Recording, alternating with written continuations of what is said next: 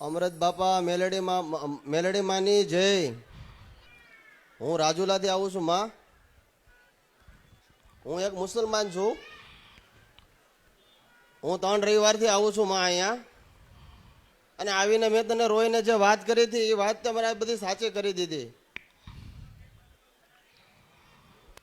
મારું નામ છે સાદિક કાબરિયા। મારી યારે એક માણસે દગો કર્યો હતો, તો મેં અહીંયા રોઈને તમને વાત કરી હતી માં। મેં જે તમને વાત કરી એના એ જ દિવસે તમે મને રાત્રે બધી જાણ કરી દીધી કે આ વ્યક્તિ અહીંયા છે, તું એની પાસે જા।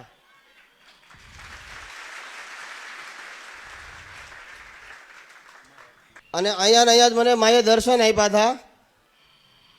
હું બહાર સિગરેટ પીવા ગયો તો અહીંયા આવ્યો ને એટલે મને મેં જમ્યો નહોતો, પણ હું સિગરેટ પીવા બહાર ગયો તો મને સિગરેટની તલબ લાગી, તો હું બહાર સિગરેટ પીતો હતો।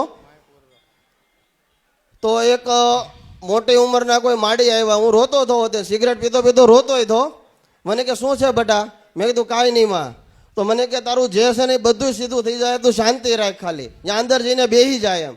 તો હું અહીંયા આવીને અંદર આવીને બેસી ગયો તો મને નહોતી ખબર કે મારે શું કરવાનું। મને કોઈ વસ્તુની ખબર નથી કે મેલડીમાં કોણ છે, અમૃત બાપા કોણ છે, મને કોઈ વસ્તુની ખબર નથી। હું અહીંયા આવીને બેઠો તો અહીંયા કર્મચારીને પૂછું, મેં હું મુસલમાન છું, હું અહીંયા આવ્યો છું, મારે શું કરવું જોવે?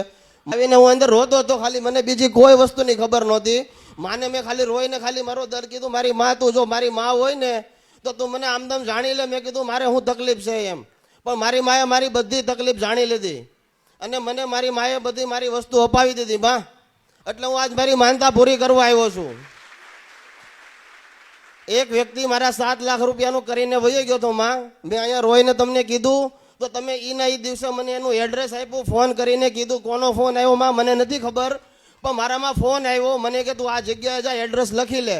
અને હું રાત્રે 1 વાગે મારી ગાડી લઈને એની પાસે જવા માટે નીકળો, લોકેશન નાખીને।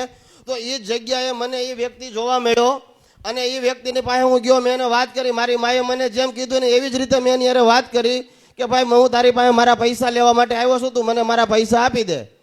તો એ વ્યક્તિએ મારી યારે બધી નરમાઈથી વાત કરી, મને થોડો આશ્વાસન આપ્યું ને મને 20,000 રૂપિયા આપ્યા અને મને કીધું તમે થોડો સમય ખમો। પછી મારી યારે જવાબ પાછો ફોન કરવાનું વાત કરવાનું બંધ કરી દીધું।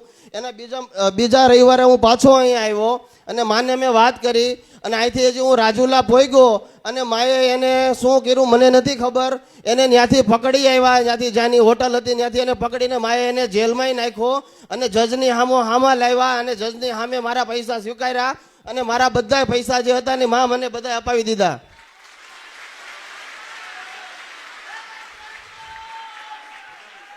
મારા 7 લાખ